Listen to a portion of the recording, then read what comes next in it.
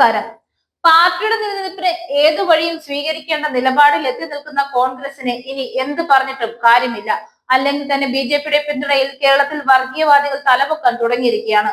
Palakkad Vishwa Hindu Parishad Christmas ആഘോഷം തടഞ്ഞ സംഭവത്തിൽ മറ്റു പാർട്ടികളൊന്നും കാര്യമായി പറഞ്ഞിട്ട് കൂടിയില്ല.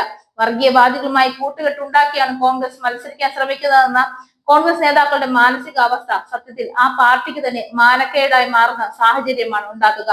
ജമാഅത്തെ ഇസ്ലാമിക്കെതിരെ പാർട്ടി വിമർശനം ഉന്നയിച്ചാൽ അത് മുസ്ലിങ്ങൾക്കെതിരെയുള്ള വിമർശനമാണെന്നും RSSനെ വിമർശിച്ചാൽ അത് ഹിന്ദുക്കൾക്കെതിരായ വിമർശനമാണ് എന്ന് പറയുന്ന സമീപനമാണ് ഇപ്പോൾ കോൺഗ്രസിനുള്ളത്. വിജയരാഘവൻ പറഞ്ഞ അതേ നിലപാടാണ് ഇക്കാര്യത്തിൽ CPM സംസ്ഥാന സെക്രട്ടറി MV ഗോവിന്ദൻ മാസ്റ്റർ ഉൾപ്പെടെയുള്ള എല്ലാ ഇടതു നേതാക്കൾക്കും ഉള്ളത്. ജമാഅത്തെ ഇസ്ലാമിയും SDPIയും UDFന്റെ ഘടകകക്ഷിയെ പോലെ പ്രവർത്തിക്കുന്നു. പാലക്കാട് ഉപതെരഞ്ഞെടുപ്പിൽ അത് കണ്ടതാണെന്നും MV ഗോവിന്ദൻ മാസ്റ്റർ പറഞ്ഞു. കോൺഗ്രസിന്റേത് വർഗീയതയോട് സന്ധി ചെയ്യുന്ന സമീപനമാണ്. ഇതുപോലെ തന്നെ ന്യൂനപക്ഷ വർഗീയതയും ഭൂരിപക്ഷ വർഗീയതയും CPIMനെതിരായും ഇടതുപക്ഷ ജനാധിപത്യ മുന്നണിക്കെതിരായും ശക്തമായി വരികയാണ്. ഇതിൽ ഒരു വിട്ടുവീഴ്ചയും ഇടതുപക്ഷം ചെയ്യില്ല. മുസ്ലിം സമുദായത്തിലെ വളരെ ചെറിയ ഒരു ന്യൂനപക്ഷമാണ് വർഗീയവാദികളായ ജമാഅത്തെ ഇസ്ലാമിയും SDPIയും. മുസ്ലിം സമുദായത്തിലെ മഹാഭൂരിപക്ഷവും സെക്യുലർ സമുദായത്തിന് വേണ്ടി നിലകൊള്ളുന്നവരാണ്. വർഗീയ സംഘടനയായ RSSനെ പോലെ ജമാഅത്തെ ഇസ്ലാമിയും SDPIയും നിലകൊള്ളുകയാണ്.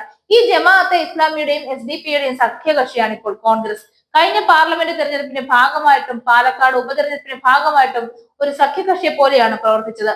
കോൺഗ്രസ് ഒരു സഖ്യകക്ഷിയെ പോലെ ജമാഅത്തെ ഇസ്ലാമിയെയും SDPIയെയും ചേർത്ത് നിർത്തുകയാണ്.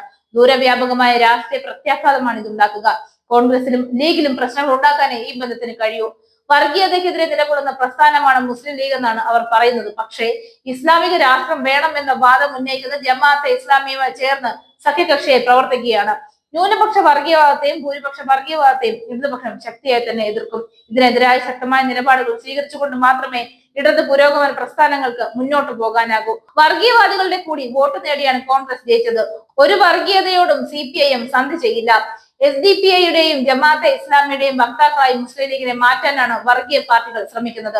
ഒരു കാര്യം കോൺഗ്രസ് മനസ്സിലാക്കണം, ജമാഅത്തെ ഇസ്ലാമിക്കെതിരായ വിമർശനം മുസ്ലിങ്ങൾക്കെതിരല്ല, RSS വിമർശനം ഹിന്ദുക്കൾക്കും എതിരല്ല.